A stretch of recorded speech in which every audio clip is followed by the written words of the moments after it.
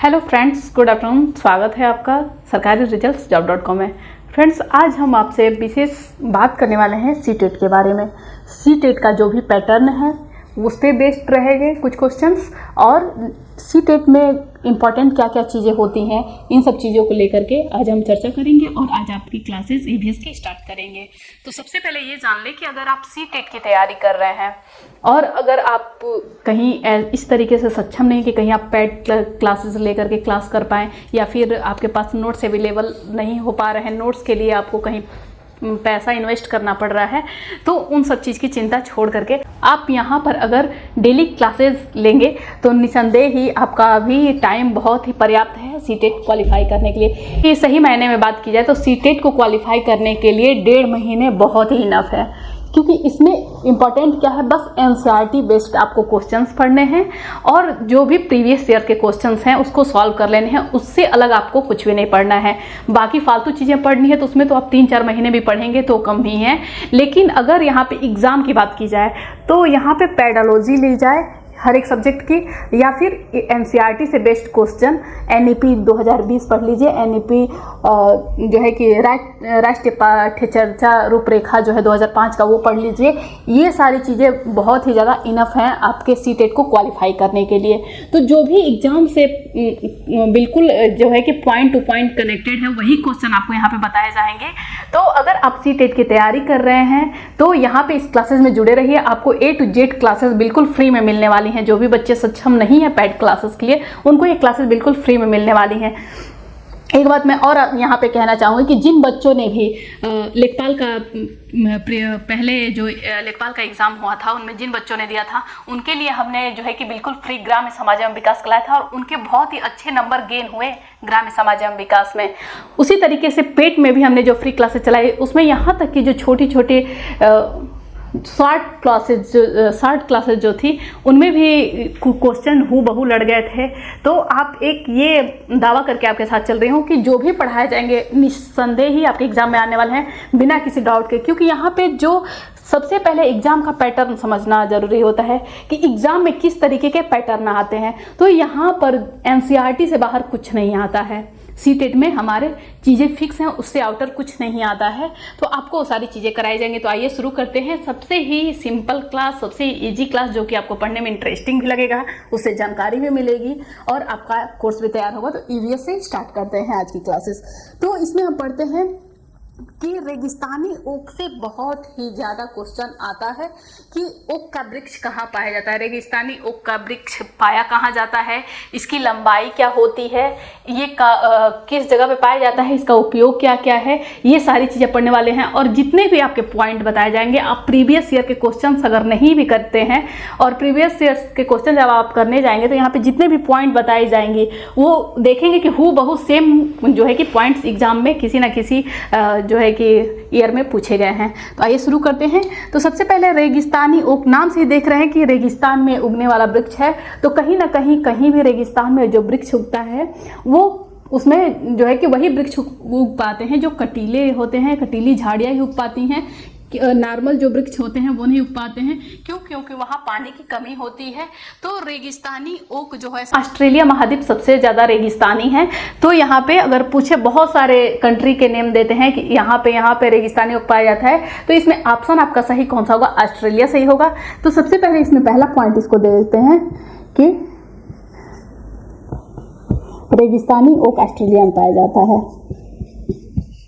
रेगिस्तानी okay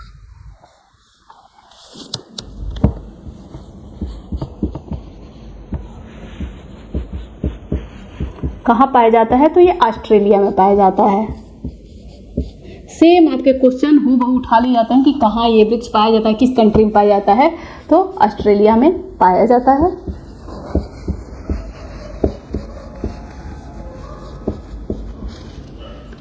second number पे question ये पूछता है कि इसकी लंबाई कितनी होती है। सामान्यतः इसकी लंबाई कितनी होती है? तो ये एक नॉर्मल जो क्लास होता है उसकी लंबाई के बराबर, यानी कि 8 से 9 फीट इसकी ऊंचाई होती है।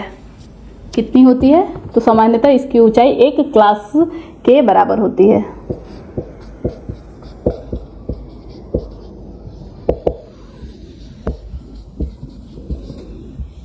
ये विशेषताओं में इसको किस तरीके से क्वेश्चन में देगा, तो दे देगा कि निम्न में से राजस्थानी ओक की विशेषता है या फिर नहीं है, तो उनमें ये आपके काम आएगा। तो सामान्यतः इनकी लंबाई क्लास के बराबर होती है,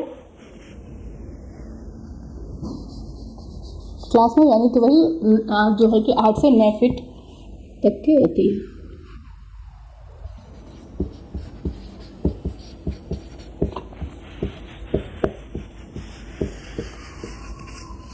और इसकी और क्या विशेषता है, तो इसकी विशेषता ये है कि जितनी इसकी लंबाई ऊपर होती है, जमीन के ऊपर जितनी इसकी लंबाई होती है उसके लगभग 30 गुना जमीन के नीचे होती है। क्यों इतने नीचे जाती है? इसकी जड़ें तब तक अंदर बढ़ती रहती है जब तक कि वो पानी का जो लेवल है उस तक ना पहुंच जाए, क्योंकि पानी का अभाव होता है रेगिस्तानी जगहों पे। तो ये इसकी जड़ें ऊपर जितनी इसकी हाइट होती है उसके 30 गुना लंबी होती है। तो अक्सर ये क्वेश्चन पूछता है, ये नंबर पूछता है कि कितने गुना तक, तो उसमें 30 दिया रहेगा, 40 दिया रहेगा, 70 दिया रहेगा कि 70 गुना है, 40 गुना है, 20 गुना है, 30 गुना है। तो यहाँ पे ये आपको काम करेगा कि इसकी लंबाई का 30 गुना, इसकी लंबाई का लगभग 30 गुना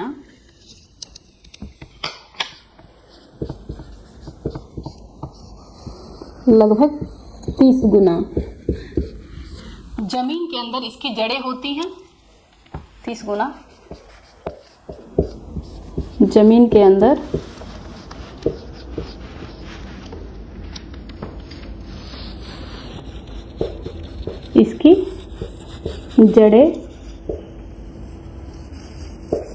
इसकी जड़ें होती हैं। और ये कब तक बढ़ती हैं? जब तक ये पानी की सतह तक पहुंच ना जाए।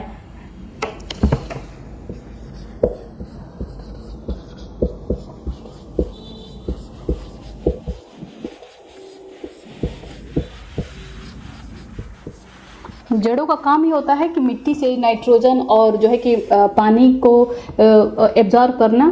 तो ये पानी की सतह तक जब तक नहीं पहुंच जाती है तब तक बढ़ती रहती है।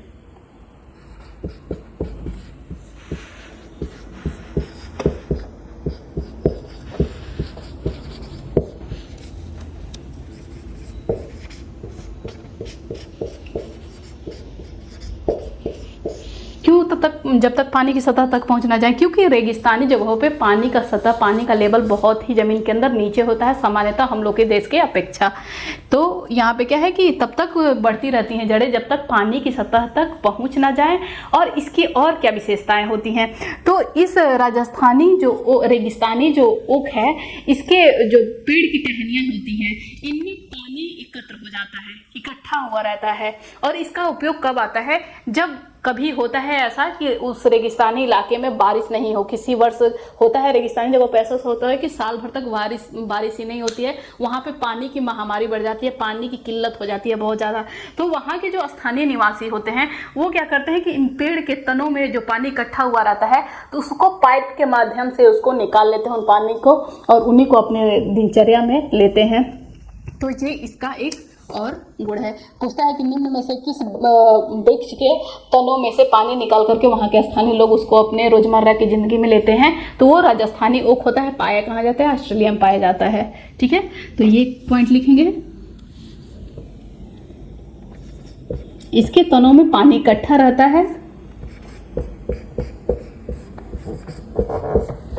इसके तनों में पानी इकट्ठा रहता है यानी कि एकत्रित रहता है।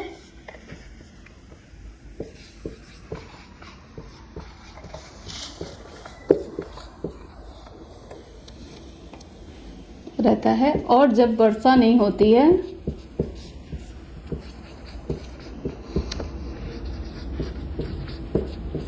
लंबे समय तक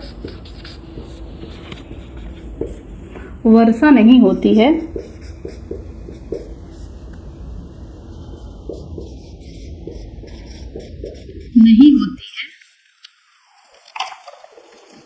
तथा पानी का अभाव हो जाता है,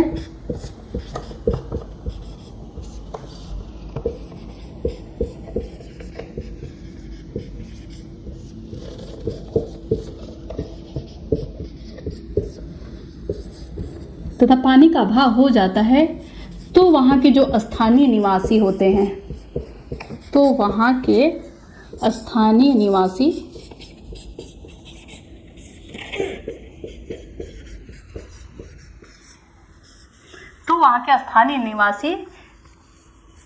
तने से पाइप के माध्यम से पानी निकाल करके उसके अपने दिनचर्या में यूज करते हैं। तने से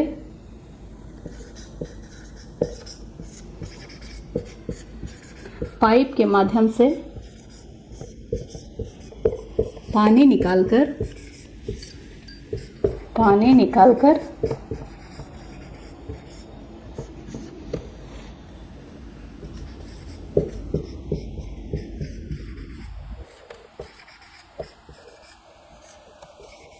दैनिक कामकाज कहें या फिर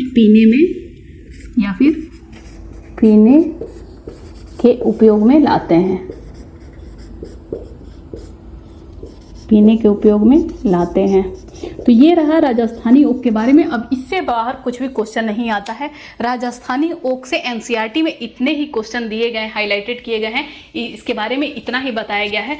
अब इससे बाहर राजस्थानी ओक के बारे में सर्च करेंगे आप तो दुनिया भर की चीज़ें इंटरनेट पे आएंगी, तो वो सब चीज़ें आपको सर्च करके नहीं पढ़नी है, एनसीईआरटी के बस पैटर्न्स पढ़ना है। तो इससे बाहर रेगिस्तानी ओक के बारे में कुछ भी अब इससे बाहर नहीं आता है। जब इस पॉइंट पे उठे तो आइए एक बार से एक और देख लेते हैं कि क्या राजस्थानी ओक के बारे में आता है। तो सबसे पहले इस पे क्वेश्चन बनता है हमारा कि राजस्थानी ओक का वृक्ष पाया कहाँ जाता है। आपको कई देशों के नाम देंगे तो उसमें सही कौन सा ऑप्शन होगा आपका? ऑस्ट्रेलिया सही होगा। क्यों? ऑस्ट्रेलिया सबसे बड़ा रेगिस्तानी महाद्वीप है, वहाँ पे सबसे ज़्यादा मरुस्थल पाए जाते हैं, सबसे ज़्यादा रेगिस्तानी इलाका है और वहीं पे ये जो है कि रेगिस्तानी ओक पाया जाता है। अच्छा, रेगिस्तानी ओक वहाँ पे पाया जाता है तो आपको पता है कि रेगिस्तान में पानी की बहुत ही ज़्यादा किल्लत होती है, ठीक है। तो यहाँ पे क्या है कि सामान्यतः इसकी जो लंबाई होती है बहुत ज़्यादा ऊंची नहीं होती, एक नॉर्मल एवरेज जो क्लास की लंबाई होती है इस तरीके से आपके एनसीईआरटी में दिया हुआ है।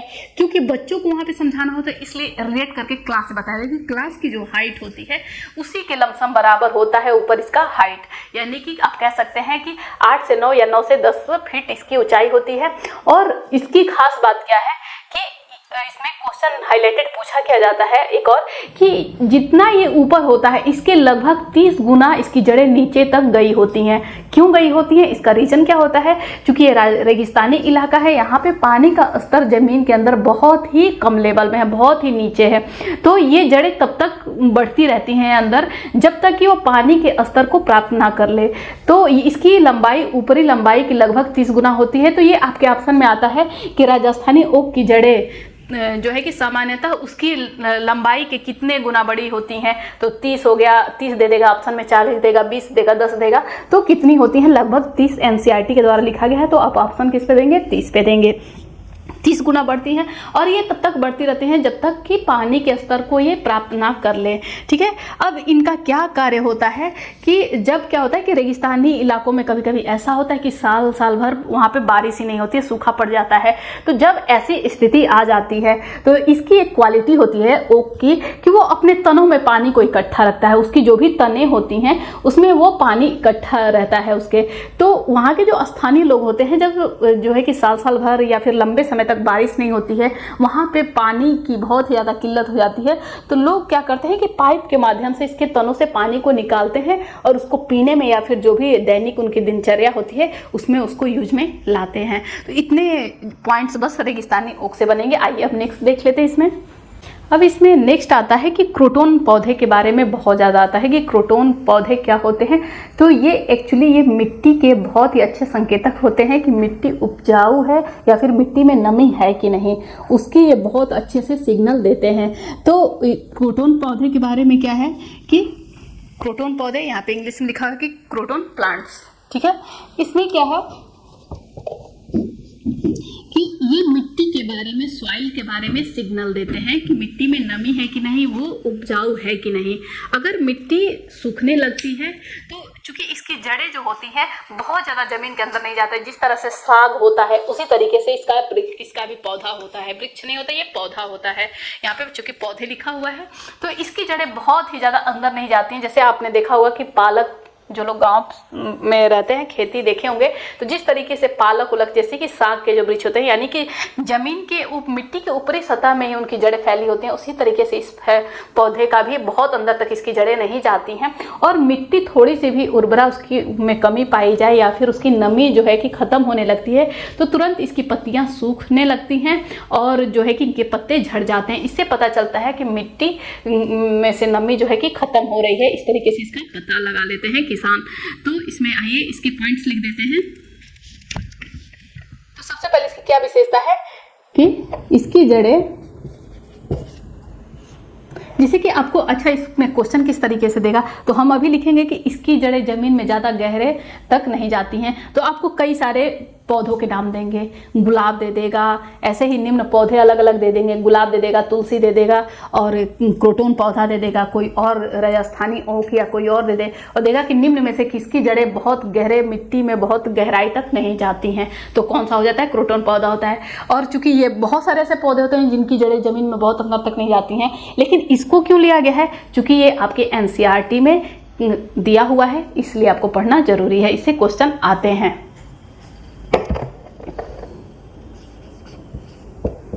इसकी जड़ें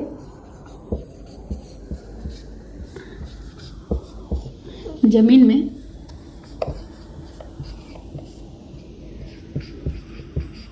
बहुत गहराई तक नहीं जाती हैं।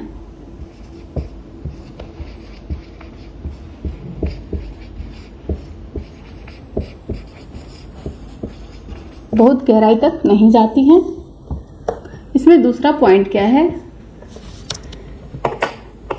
और ये इसलिए इसको सिग्नल बहुत गहराई तक नहीं जाती हैं। पहली इसकी विशेषता हुई कि इसकी जड़ें जमीन में बहुत गहराई तक नहीं जाती हैं। ये मिट्टी यानी कि सॉइल, मिट्टी, इसको इंग्लिश में भी लिख लीजिए कि मिट्टी को क्या बोलते हैं? सॉइल बोलते हैं। ये मिट्टी की नमी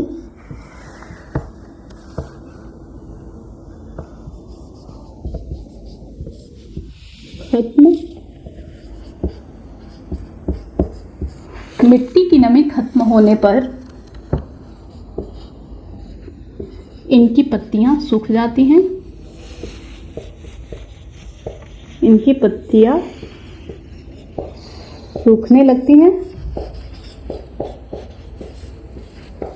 इनकी पत्तियां सूखने लगती हैं तथा झड़ने लगती हैं। जब सूखेंगी तो झड़ने लगेंगे, तो सूखने लगती हैं तथा झड़ने लगती हैं। यानी कि कहने का तात्पर्य ये है कि क्रोटोन पौधे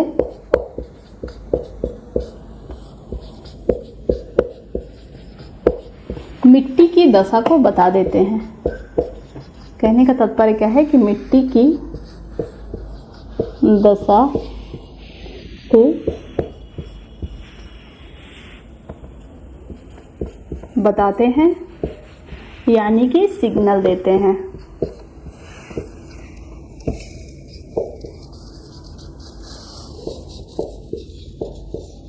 सिग्नल देते हैं।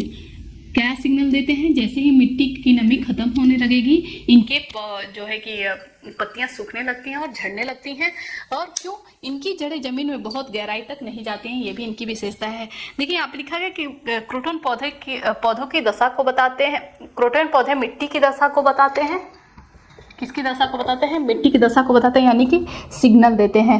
ये क्वेश्चन डायरेक्ट आपसे पूछा गया है। आप प्रीवियस ईयर के क्वेश्चन सॉल्व करेंगे तो निम्न में से कौन सा पौधा है जो कि मिट्टी की दशा को मतलब सिग्नल देने का काम करता है? तो यहाँ पे कौन सा पौधा हो जाएगा? क्रोटोन पौधा हो जाएगा। तो हूबहू यही 3 पॉइंट्स आपको क्रोटोन पौधे के बारे में जानने हैं। आइए अब नेक्स्ट देखते हैं। इसमें नेक्स्ट पौधे के बारे में है कि निपेंथिया, जिसको पिक्चर प्लांट भी बोलते हैं। निपेंथिया है और ये आपके जो है कि CTET का बहुत ही जो है कि इम्पोर्टेंट क्वेश्चन है। उनका बहुत ही फेवरेट क्वेश्चन है। क्वेश्चन इससे बहुत ही ज़्यादा बनते हैं। पिछली बार जो कि ऑनलाइन एग्जाम हुई थी, मतलब कि एक का एक इंटरवल दे करके हर एक जो है कि उसमें जो भी बैचेस थे उसमें पूछे गए थे। तो इसमें है कि निपेंथिया यानी कि पिक्चर प्लांट के बारे में हम जान लेते हैं कि इसको क्या कहा जाता है, इसके नाम क्या है, इसकी क्या क्वालिटी है, ठीक है, तो सबसे पहले कि निपेंथिया पाया कहाँ जाता है, पहला क्वेश्चन तो यहीं से बन जाता है। अगर बाहरी कंट्री का नाम दे रहा है, क्योंकि ये भारत में भी पाया जाता है, इंडोनेशिया में भी पाया जाता है, ऑस्ट्रेलिया में भी पाया जाता है, तो ये भी क्वेश्चन बन सकता है कि निम्न में से किन देशों में निपेंथिया नहीं पाया जाता है। तो हो सकता है चीन का नाम दे दे, ऑस्ट्रेलिया दे दे, इंडोनेशिया दे दे, इंडिया दे दे और चीन दे दे। तो इनमें से किस में नहीं पाया जाता है, तो फिक्स है कि इंडोनेशिया में, ऑस्ट्रेलिया में और इंडिया में पाया जाता है। ठीक है, तो ये एक चीज़ आप याद रखेंगे। दूसरा इसका क्वेश्चन बनता है कि ये पिछली बार पूछा गया था सीटेट में कि ये भारत के निम्न में से इस राज्य में पाया जाता है। तो मिजोरम दिया था, मेघालय दिया था, मणिपुर दिया था, म से जो भी नाम रिलेटेड थे वो सारे नाम दिए हुए थे, ताकि अगर कोई बस ऐसे गेस से पढ़ा हो तो उसका निसंदेह यहाँ पे मणिपुर, मेघालय सब मिला जुला नाम दिया था कि वहाँ पे गलती होने के चांसेस बहुत ही ज़्यादा थे। तो आप एक ये चीज़ याद रखिएगा कि ये कहाँ पाया जाता है, मेघालय में पाया जाता है। मेघालय में बहुत ही ज़्यादा वर्षा होती है और ये कहाँ पाया जाता है, मेघालय में पाया जाता है। पहली बात, ये भारत के मेघालय में पाया जाता है। तो पहला टॉपिक तो यही हो गया कि ये पाया कहाँ जाता है पौधा। तो यह पौधे किन किन देशों में, तो ये देख लेते हैं, इंडोनेशिया,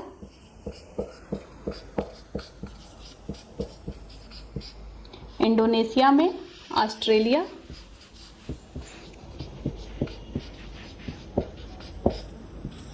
तथा भारत। वो भी भारत में कहाँ पाया जाता है, भारत में हर जगह नहीं पाया जाता है, भारत में मेघालय में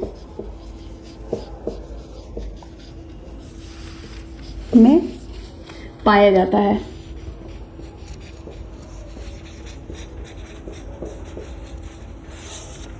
दूसरा को इस पे क्या क्वेश्चन बनता है, दूसरा इसके लिए टॉपिक है कि यह घटपर्णी पौधे के नाम से भी जाना जाता है। ये कीटभक्षी कहा जाता है, कीटभक्षी पौधा कहा जाता है। क्यों? क्योंकि ये कीड़े मकोड़ों को अपने जाल में फंसा करके और उनको खा जाता है, उनका रस चूस, उनका जो ब्लड है वो चूस लेता है। तो इसको घटपर्णी पौधे के नाम से भी जाना जाता है। तो ऐसा हुआ कि कई सारे नाम दे देंगे, तो और सारे जो है कि पिछली बार क्या था कि निपेंथिया के अलावा और नए दिए गए थे जिनको मैं यहाँ पे बताऊंगी।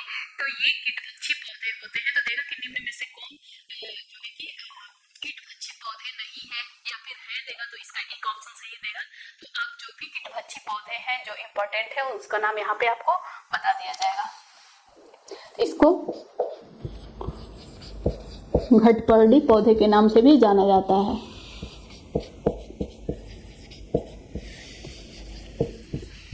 इसको घटपर्णी पौधे के नाम से जाना जाता है। तीसरा इसमें पॉइंट क्या जाता है कि इसकी आकृति के बारे में कि ये दिखता कैसा है। तो निपेंथिया जो पौधा है उसका ऐसे मुंह खुला रहता है और ये जो है कि ऐसे लंबे घड़े के आकार का होता है। इसके ऊपर एक ऐसे पत्ती लगी होती है और इसके अंदर से जो है कि सुगंध निकलता रहता है। इसके अंदर से क्या निकलता रहता है, सुगंध निकलता रहता है, जिसके कारण जो कीड़े मकोड़े होते हैं उनको ये लगता है कि ये फूल है और इसके सुगंध के कारण इसमें आकर्षित हो जाते हैं और इसके अंदर आकर के फंस जाते हैं। और जैसे ही आके इसमें बैठते हैं, इसका ये ढक्कन जो है, पत्ती वाला ढक्कन, ये बंद हो जाता है और उसमें वो बंद हो जाते हैं। और तब खुलता है जब ये पूरी तरीके से उनका जो है कि ब्लड हो या रस जो भी चूसना ले, तब तक ये ढक्कन बंद रहता है। तो इस तरीके से ये पौधा कीटभक्षी कहलाता है। ठीक है, तो इसकी आकार ऐसी होती है, लंबे घड़े की जैसे इसकी आकार होती है। तो ये देता है कि इसका इस पे किस तरीके से क्वेश्चन बनेगा।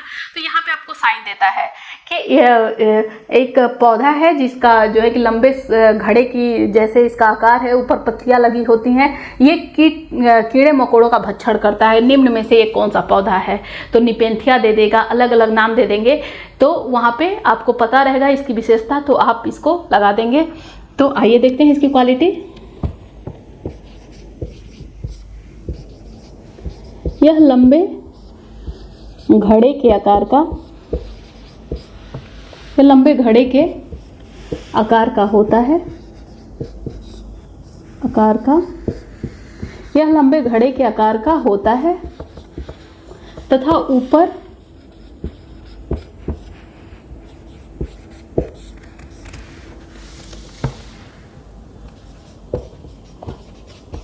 इसकी तथा ऊपर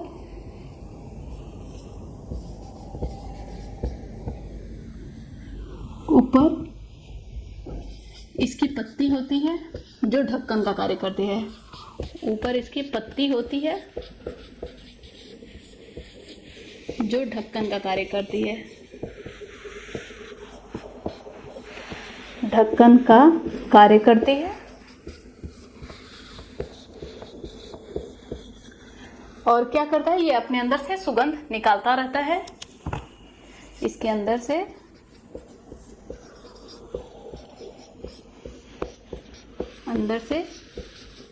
सुगंध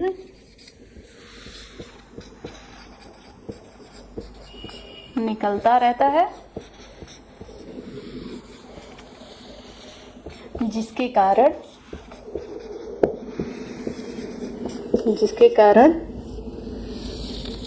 कीड़े मकोड़े आके इस पे बैठते हैं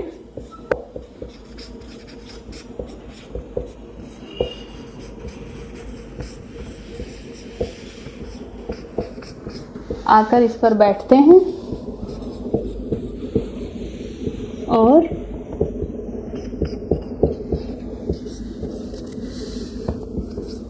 ऊपर से इसकी जो ढक्कन नुमा पत्ती है वो बंद हो जाती है। इसकी ढक्कन नुमा पत्ती जो है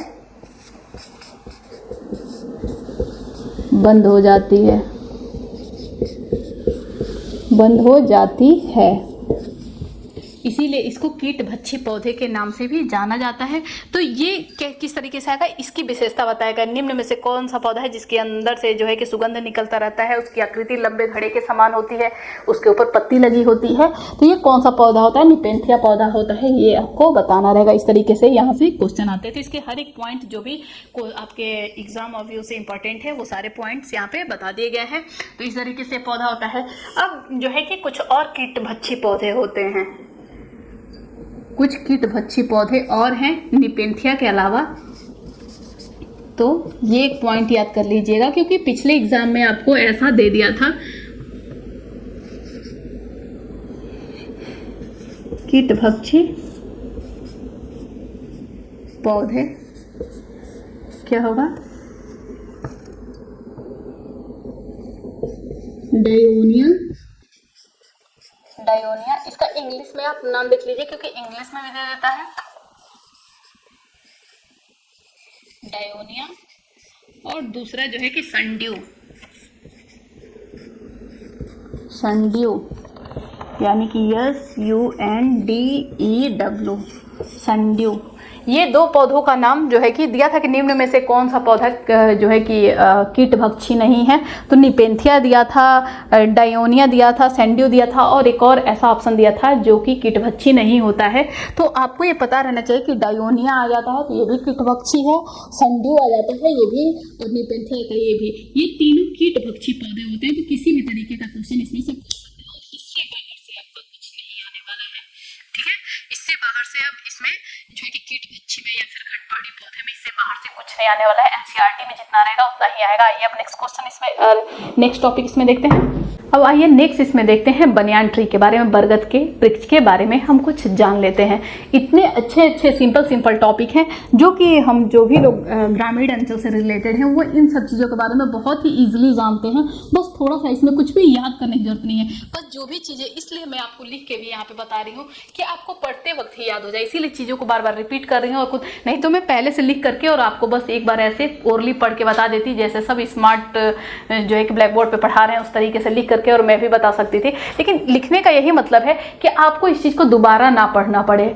आपका चूंकि जो समय है, अब आप इस पे क्वेश्चन प्रैक्टिस करेंगे तो देखेंगे कि आपका गलत नहीं होगा, क्योंकि एक एक चीज़ें बहुत ही टाइम टेकन करके आपको बताई जा रही हैं ताकि आपके दिमाग में ये अच्छे से बैठ जाए। अब देखिए, बरगद के वृक्ष के बारे में बहुत ही अच्छा क्वेश्चन इसमें आता है, और इसमें चूंकि जो विशेषताएं हैं वो आपको बता दी जा रही हैं। इससे थोड़ा सा भी अलग कुछ होगा तो 3-4 ऑप्शन रहते हैं कि निम्न में से कौन सी बरगद की ये विशेषता नहीं है। तो इसके बाहर का जो भी पॉइंट रहेगा आप उसको कहेंगे कि जितना पढ़े हैं उतने में ही कहेंगे कि ये ऑप्शन हो सकता है। उसके बाहरी कोई चीज़ देखता है तो आप अनुमान लगा करके वहाँ पे चीज़ें नहीं करेंगे, क्योंकि एनसीईआरटी जो भी चीज़ें पूछेगी पूछेगी, अपने सिलेबस से पूछेगी, बाकी इससे बाहर एकदम आउटर जो उसका आंसर नहीं होगा वही चीज़ रखेगी वो नन ऑफ दिस के लिए। तो यहाँ पर आप जितना पढ़ाया जा रहा है उतनी ही चीज़ें करेगा। तो बरगद के बारे में बहुत ही छोटा सा इसमें इसके बारे में कहा गया है, तो वो देखिएगा। देखते हैं आपकी ऐसे जो बरगद का वृक्ष होता है, बरगद का वृक्ष चूंकि बहुत ही ज़्यादा विशालकाय होता है,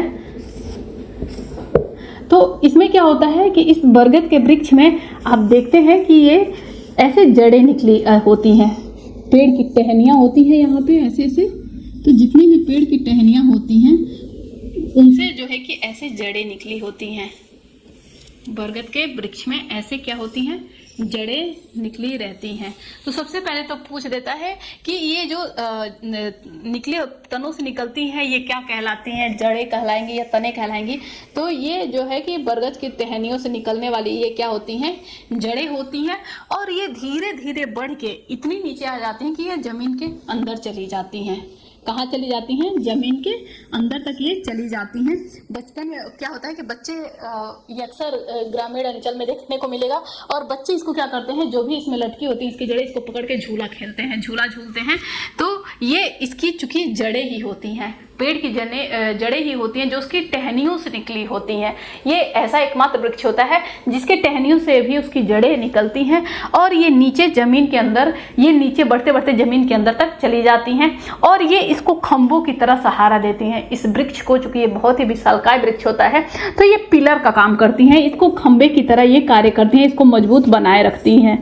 ठीक है, तो हर तरफ से होती है ये खंभे की तरह, तो ये खंभे की तरह कार्य करती है। तो आता है कि मतलब ये किस तरीके का कार्य करती हैं, तो ये पेड़ को सपोर्ट देने का कार्य करती हैं। तो सपोर्ट देना भी मतलब खंभा ही हुआ, तो वो भी ऑप्शन सही हो जाएगा। तो तोड़ मरोड़ के कहने का मतलब यही होता है कि खंभे का मतलब है यानी कि इस पेड़ को क्या करती हैं, मजबूती प्रदान करती हैं, इसमें जो है कि खंभे की तरह कार्य करती हैं। तो ये ऑप्शन इसमें अगर कुछ देता है बरगद के बारे में तो इतना ही ऑप्शन सही रहेगा। तो आइए देखते हैं इसमें। तो इसमें है कि बरगद के पेड़ की लटकन जो होती है, ये लटकन जो होती है बरगद के पेड़ की लटकन उनकी टहनियों से निकलकर, कहाँ से निकलती है, जो इसकी शाखाएं होती हैं, जो इसकी टहनियाँ होती हैं उसी से ये निकलती हैं। लटकन उसकी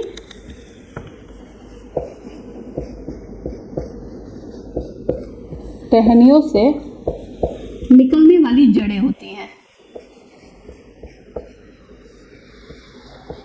तो ये लटकन किसका काम करती हैं, टहनी का काम नहीं करती हैं। ये नहीं कि ऊपर से आ रहा है तो जड़ तो नीचे होता है, ये जड़ नहीं होगा, ये लटकन जड़ें ही होती हैं जो कि टहनियों से निकलती हैं। तो टहनियों से निकलने वाली जड़ें होती हैं, यही आपका इम्पोर्टेंट है इसमें कि क्या होती हैं, ये रूट होती हैं। पूछता है कि इनमें से बरगद के वृक्ष में लटकने वाली जो है लटकन है वो निम्न में से क्या होती है, तना होती है, जड़ होती है ऐसे। तो ये रूट होती हैं, जड़ें होती हैं, जड़ें होती हैं जो बढ़ते बढ़ते जमीन के अंदर तक चली जाती हैं, बढ़ते बढ़ते जमीन के अंदर चली जाती हैं, जमीन के अंदर चली जाती हैं। और ये लटकन जो है, ये जड़ें जो हैं पेड़ को खंभे के भांति जो है कि सपोर्ट देती हैं। ठीक है,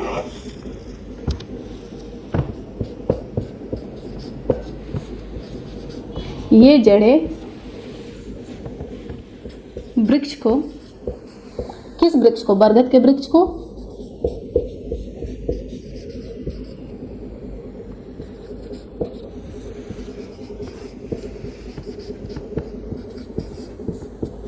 खंभे की भांति सपोर्ट देने का कार्य करती है। सपोर्ट यानी कि सहारा कहेंगे, सहारा देने का कार्य करती है, कार्य करती है। बस इतना आपको जानना है। इसी में बहुत ही ज्यादा वो घुमाने की कोशिश करता है इन जड़ों के बारे में। तो उसका मतलब कहने का यही मतलब होता है कि थोड़ी सी भी आप गलती करेंगे तो इनको आप जड़ ना मान करके तना सोचेंगे अपने दिमाग से, ऐसे कि चूंकि तने से निकलता है तो ये जड़ नहीं हो सकती, तो इसी चीज़ को घुमा फिरा के वो देता है। तो आपको अपने बात पर अडिग रहना है कि ये जड़ें ही होती हैं, पेड़ की टहनियों से तो निकलती हैं लेकिन ये जड़ें ही होती हैं। और पेड़ को अगर कोई भी ऑप्शन देता है तो उसमें अगर कुछ पेड़ को मजबूती देने वाली बात कहता है, क्योंकि देखिए हिंदी में बहुत सारे लैंग्वेज होते हैं, कब किस भाषा को क्या कह दिया जाए, कभी कभी इसमें इतनी सीटेड में इतनी शुद्ध हिंदी दी जाती है कि हम हिंदी बोलने वाले भी वहाँ पे कंफ्यूज हो जाते हैं। जैसे कि आमतौर में हम किसी से डिस्कशन करते हैं, बातचीत करते हैं, कन्वर्जन करते हैं तो उसको संप्रेषण के नाम से देता है। अब एक दूसरे से बातचीत करने को संप्रेषण इतना शुद्ध कौन बोलता है? दैनिक बोलचाल की भाषा में इतना शुद्ध कौन बोलता है कि हम आपसे संप्रेषण करने वाले हैं, आपसे जो है कि हम कहते हैं कि बातचीत करने वाले हैं, तो हम नॉर्मली भाषा में तो ऐसे बोलते हैं।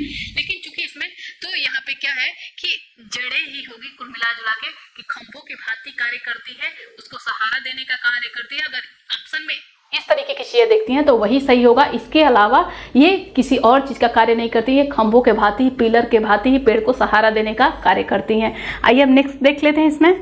अब इसमें है कि नेक्स्ट टॉपिक इसमें आता है कि पौधे का वो भाग जिसे हम खाते हैं। तो बहुत ही इजी होता है, इसको थोड़ा सा अपना सेंस लगा करके हम देखेंगे तो ये चीज़ें बहुत ही इजी होती हैं, लेकिन गलतियां भी यहीं से होती हैं। थोड़ी थोड़ी चीज़ों की वजह से ऑप्शन रहता है चूँकि, और एग्ज़ाम में जो है कि प्रेशर इतना होता है कि वहाँ पे गलतियां हो जाती हैं, जो एक ह्यूमन एरर होता है वो हो जाता है। तो इस चीज़ को थोड़ा सा बारीकी से पढ़ लीजिए। अब दिया है कि पौधे के वे भाग जिसको हम खाते हैं, तो किन किन जो है कि कौन कौन से ऐसे फल हैं या फिर सब्जियां हैं जिनकी हम जड़ खाते हैं। जड़ यानी कि रूट, इसको इंग्लिश में क्या बोलते हैं? रूट बोलते हैं। तो देखिए मूली हो गया, गाजर हो गया, सलजम हो गया, इनको आप उखाड़ते हैं, देखते हैं कि ये जमीन के अंदर बोए होते हैं। तो इस तरीके से आप याद रखेंगे कि इनकी हम जड़ें खाते हैं। क्या खाते हैं? इनकी जड़ें खाते हैं। चूंकि आप देखते हैं कि मूली गाजर जो भी ऐसे होता है उसको क्या होता है? ऐसे होता है, और इसमें ये पूरे रेसे बने होते हैं, यानी कि जड़ की तरह ये दिखता भी है। तो इस तरीके से चुकंदर भी होता है, चूंकि चुकंदर कैसे गोल होता है, चुकंदर हो गया, सलजम हो गया, शकरकंदी हो गया, ये सब क्या होते हैं? इनमें ऐसे जड़ें निकली होती हैं, जड़ें निकली होती हैं, यानी कि ये पेड़ की, इस पौधे की जड़ें होती हैं, यही हम खाते हैं, खाने में यूज करते हैं। तो क्या कौन कौन सा होगा? जितने भी सैलेड में चीज़ें ली जाती हैं पत्ता गोभी को छोड़ करके, मूली, गाजर, चुकंदर, टेपियोका, शकरकंदी और सलजम, ये सब। टेपियोका किसको, जिस तरीके से हमारे वहाँ जो मीठा आलू बोला जाता है, जिसको गंजी भी बोलते हैं, उसको वहाँ पे जैसे कि केरल में इसको बहुत ही ज़्यादा ये उगाया जाता है टेपियोका। वहाँ का ये पूछा भी जाता है कि टेपियोका कहाँ का जो है कि खाद्य पदार्थ है, तो ये केरल का है, ये प्रसिद्ध है। तो मूली, गाजर, चुकंदर, टेपियोका, शकरकंदी और सलजम, ये सब चीज़ें क्या होती हैं? जड़ होती हैं, रूट होती हैं। ठीक है। अब हम किन पौधों के तना को खाते हैं, यानी कि स्टेम को खाते हैं। तना को इंग्लिश में क्या बोलते हैं? स्टेम बोलते हैं। ठीक है। तो किन का? तो आलू हो गया, ठीक है, प्याज हो गया, अदरक हो गया। अब आप कहेंगे कि मैम आलू भी जो है कि मिट्टी के नीचे ही होता है, उसमें तो एक होता है क्या, उसमें गुच्छे गुच्छे बने होते हैं, वो उसका तना होता है।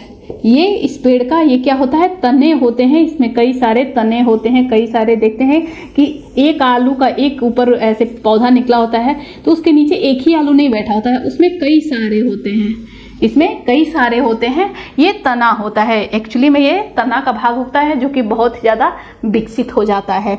तो आलू हो गया, इसी तरीके से प्याज हो गया, ये अदरक हो गया, केसर और हल्दी भी तना के अंदर ही आते हैं। ये इसके तने का भाग होता है जो कि बहुत ज़्यादा विकसित हो जाता है।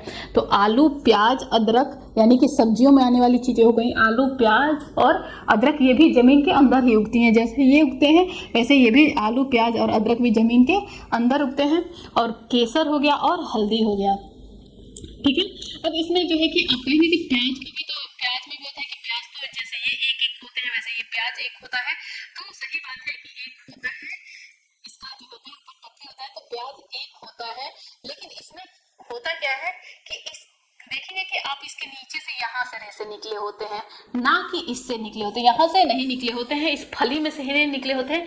जो इसके नीचे का भाग होता है ये जड़ का कार्य करता है, और ये जो है तना होता है जो कि अंदर बहुत ही ज़्यादा विकसित हो गया होता है मिट्टी के अंदर। तो ये हो गया, प्याज हो गया, इसी तरीके से अदरक होता है, और केसर और हल्दी ये सब तना के भाग हैं। अब किन जो है कि पौधों के हम पत्ते खाते हैं, ये सब तो इजी है, हम जो खाते हैं जैसे धनिया का पत्ता हो गया, पत्ता गोभी हो गया, पालक हो गया, ये सब पत्ते ही तो हम खाते हैं। तो यही चीज़ है कि धनिया का पत्ता हो गया, पत्ता गोभी हो गया, पालक हो गया, या फिर कढ़ी पत्ता हो गया, या फिर अरवी, अरवी के पत्ते की पकौड़ी भी बनती है, उसकी सब्जी भी बनती है, तो अरवी भी हो गया। अब इसमें नेक्स्ट है इसमें कि बीज, किन पौधों के हम बीज खाते हैं। तो बीज किसको कहेंगे, जिसका उपयोग हम जिस तरीके से खाने में करते हैं उसी तरीके से उसको बोने में भी कर देते हैं, जो खाते हो वही बीज कहलाता है। जैसे कि गेहूं जिस तरीके से हम खाते हैं, गेहूं का जो बीज होता है उसी को तो धो करके और जो है कि इसको पीस करके गेहूं बनता है, तो आटा बनता है, तो उसके और उसी तरीके से उसकी खेतों में उसकी छिड़काव भी किए जाते हैं और वो जो है कि पौधे के रूप में उत्पन्न होता है। तो हम जो जिस रूप में उसको खाते हैं उसी रूप में उसको बोते भी हैं। तो उस क्या हो जाता है, उसमें चना हो गया, बाजरा हो गया, गेहूं हो गया, धान हो गया, ये जिस रूप में हम खाते हैं उसी रूप में उसको खेत में बोने के भी कार्य लाया जाता है। जबकि इनमें देखेंगे कि मूली, गाजर, ये सब चीज़ें हैं, इनमें जो कहते हो ऐसा नहीं कि मूली बोने के लिए मूली को डायरेक्ट आप गाड़ दिए और मूली निकल जाता है, नहीं, मूली को जो है कि किस तरीके से मूली का बीज निकलता है। मूली खेत में जब जो है कि लंबे समय के लिए कुछ मूली को छोड़ दिया जाता है, तो इसमें एक लंबे समय के बाद ये जो है कि बहुत ही विशालकाय इसका हो जाता है आकार, और इसमें जो है कि बीज पड़ जाते हैं। गाजर हो गया, मूली हो गया, इनमें इस तरीके से बीज पाए जाते हैं, वही जो है कि उसका उपयोग दोबारा बोने में किया जाता है। जबकि इसमें क्या होता है कि बीज ये डायरेक्ट ऐसे ही होते हैं। तो हो गया गेहूं, धान, सरसों, मक्का, ये सब क्या हो गए, बीज इसके बो जाते हैं और इसके बीज भाग ही खाए जाते हैं। अब हम बात करते हैं फूल की। तो जो फूल जैसे कि दिखते हैं, जैसे सहजन हो गया, सहजन का फूल हो गया। सहजन अच्छा कहाँ का, ये जो है कि बहुत ही ज़्यादा पसंदीदा या फिर लोकप्रिय है, कहाँ की ये इसकी सब्जी कहाँ की सबसे ज़्यादा लोकप्रिय है। तो सहजन की जो है कि सब्जी बनती है, तो फूल की सब्जी, सहजन के फूल की सब्जी, ये महाराष्ट्र में बहुत ही ज़्यादा प्रसिद्ध है, ये एग्जाम में आपके पूछा भी जाता है। तो सहजन हो गया, केला हो गया। केला पूछेगा कि केला कौन सा भाग होता है, तो केला फली नहीं होता है, केला क्या होता है, फूल होता है। केला जो आप सेवन करते हैं तो वो फूल होता है। केला हो गया, कचनार हो गया, या फिर सहजन हो गया, ये सब फूल होते हैं। अब फली की बात करें तो फली में अकेले यहाँ पे आप मटर को पढ़ेंगे, आप KVS में इतने ही चीज़ें दी हुई हैं, इससे बाहर ही कुछ नहीं आता है। तो आप एक बार थोड़ा सा दिमाग लगा कि कुछ भी ऐसी चीज़ें नहीं हैं, हम लोग जो है कि जैसे दैनिक दिनचर्या में खाने पीने में यूज करते हैं वही चीज़ें हैं। तो बस एक बार थोड़ा सा इसको ऐसे माइंड लगा कर पढ़ लेंगे, चूँकि एक ही बार आ जाता है कि जड़ है, तना है, पत्ता है, फूल है, फली है, तो थोड़ा कन्फ्यूज हो जाता है, इसलिए इसको यहाँ पर बताना ज़रूरी था। अब इसमें आपके NCERT में दिया हुआ है सब्जियों के बारे में कि अधिकतर सब्जियां जो है कि अधिकतर सब्जियां पौधों के फूल होते हैं। पौधों के फूल, जैसे कि अधिकतर सब्जियां देखी जाएं तो पौधों के फूल होते हैं, और कुछ सब्जियां जो है पौधे के फल भी होते हैं। ये आपके NCERT में दिया हुआ है। और एक चीज़ और इम्पॉर्टेंट दिया हुआ है, इससे क्वेश्चन बहुत ही ज़्यादा बनता है, इनसे जो है कि CTET का फेवरेट क्वेश्चन है। तो यह है कि लोहा जैसे कि किन किन चीज़ों को खाने से देता है, कि निम्न में से किन चीज़ों को खाने से हमारे शरीर को आयरन की प्राप्ति होती है, यानी कि लोहा की प्राप्ति होती है। यानी कि देखते हैं कि डॉक्टर कहता है कि आयरन की कमी किसी के अंदर हो जाती है, यानी कि हीमोग्लोबिन में जो है कि आयरन की कमी हो जाती है, तो उसको क्या खाने के लिए बोला जाता है, तो उसको पालक खाने के लिए डॉक्टर सलाह देता है, गुड़ खाने की सलाह देता है, और आंवला खाने की सलाह देता है। क्यों? क्योंकि उसमें आयरन पाया जाता है, जो कि हमारे शरीर के लिए बहुत ही ज़्यादा इम्पॉर्टेंट है। तो इसमें क्या है कि लोहा किस में पाया जाता है, हमारे बॉडी के लिए पूछ रहा है कि किन जो है कि फूल पत्तियों या फिर कौन से ऐसे खाद्य पदार्थ को पाने से शरीर में लोहा की प्राप्ति होती है, आयरन की प्राप्ति होती है। तो ये है पालक, गुड़ समझते हैं ना, भेली बोलते हैं इसको दूसरे लैंग्वेज में। तो पालक हो गया, गुड़ हो गया, और क्या हो गया, आंवला हो गया। इनमें आयरन की प्रचुर मात्रा पाई जाती है, जो कि हमारे शरीर के लिए, हमारे ब्लड के लिए बहुत ज़्यादा इंपॉर्टेंट होता है। आइए नेक्स्ट इसमें देखते हैं कि विदेश से आने वाली सब्जियां। अब देखिए हमारे देश में देखिए कितनी नॉर्मल सब्जियां हैं, हरी मिर्ची, टमाटर, आलू, लेकिन ये आया सर्वप्रथम किस देश से, इसके बारे में क्वेश्चन आपके NCERT में ये दिया हुआ है, और आपके CTET में भी इस पे क्वेश्चन बनते हैं। जितने भी टॉपिक पढ़ाया जा रहा है, एक भी आपके NCERT से बाहर नहीं है। कोई भी ऐसा टॉपिक आप उठा के देखेंगे प्रीवियस ईयर में कि ये सब क्वेश्चन पूछे ना गए हों। ठीक है, और इतने ही ईजी आते हैं, इससे बाहर ही आपको कुछ पढ़ना भी नहीं है। और आपकी हर एक चीज़ यहाँ पे 1.5 महीने आपके लिए बहुत ही इनफ है, बहुत ही सफिशियंट है। एकदम आराम से पढ़िए लगातार। अगर आपने सब्सक्राइब नहीं किया हो तो सब्सक्राइब भी करिए और जो है कि क्लासेस डेली लीजिए। आप देखेंगे कि मैं दावे के साथ ये कह रही हूँ कि आपका बहुत ही ईजिली सीटेट क्वालिफाई हो जाएगा। तो इसमें है कि विदेश से आने वाली सब्जियाँ कौन सी हैं, तो किन किन देशों से आने वाली सब्जियां, तो हरी मिर्च, टमाटर और आलू की बात करता है कि ये किस देश से आया। तो हरी मिर्च हो गई, टमाटर हो गया, आलू हो गया, ये साउथ अमेरिका से आया। कहाँ से आया था ये? साउथ अमेरिका से। सबसे पहले ये कहाँ से आया? साउथ अमेरिका से भारत आया था। ठीक है, अब गोभी और मटर की बात होती है कि गोभी और मटर कहाँ से आया। तो गोभी और मटर सर्वप्रथम भारत में यूरोप से आया था। कहाँ से आया था? तो आप याद रखिएगा ये कहाँ से आया था? यूरोप से। ठीक है, अब नेक्स्ट इसमें है कि काफ़ी बीन्स और भिंडी। काफ़ी बीन्स जो है और भिंडी, तो काफ़ी बीन्स से तो आप पता लगा लेंगे कि ये कहाँ से आया था? अफ्रीका से आया था। और भिंडी भी अफ्रीका से ही भारत में आया सर्वप्रथम। तो कहाँ से? अफ्रीका से। अफ्रीका से ये भारत में आया था। अब बात की जाती है यहाँ पे सोयाबीन की। तो सोयाबीन कहाँ से आया था? तो चूंकि देखते हैं कि ये एक ऐसी सब्जी है कि जब एकदम जैसे कि ऐसी रेमेडी है कि इसको कितने दिन तक भी ऐसे सूखे रखे रहो, खराब नहीं होती। तो ऐसी चीज़ें अक्सर चाइनीज़ ही होती हैं। तो ये कहाँ से आया था? सोयाबीन भी चाइना से ही आया था। कहाँ से आया? सर्वप्रथम भारत में चीन से आया। ठीक है, तो इस तरीके से आप याद रखेंगे कि हरी मिर्च हो गई, टमाटर और आलू, ये कहाँ से आया था? तो साउथ अमेरिका से आया था। वहीं पे जब बात की जाती है गोभी और मटर की, तो गोभी और मटर यूरोप से आया था। काफ़ी बीन्स की बात कर ली जाए, भिंडी की बात कर ली जाए, तो ये कहाँ से आया था? तो ये अफ्रीका से आया था। काफ़ी बीन्स कहाँ से आया था? अफ्रीका से आया था। मटर भी भिंडी भी अफ्रीका से आया था। वहीं पे सोयाबीन की बात की जाती है तो सोयाबीन जो है कि चीन से आया था। तो इस तरीके से इसमें से भी एक क्वेश्चन जरूर पुटअप करता है कि विदेश से आने वाली सब्जियां निम्न में से किस देश से आई हैं। इसमें से कोई भी एक उठा करके आपसे पूछ देगा, तो आप इसको एक बार जरूर देख लेंगे। आइए नेक्स्ट अब देख लेते हैं।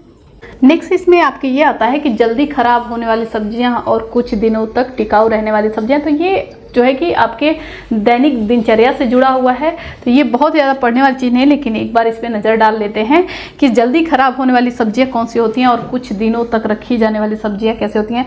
जैसे कि आप अगर खाना नहीं भी घर पे अपने बनाते हैं, फिर भी इसमें से जो पुरुष वर्ग होंगे वो सब्जियां तो अपने घर पे लाते हैं, तो उनको पता है कि आलू जो है कि आलू हम बहुत सारा स्टोर करके एक साथ रख सकते हैं, वो जल्दी ख़राब नहीं होता है।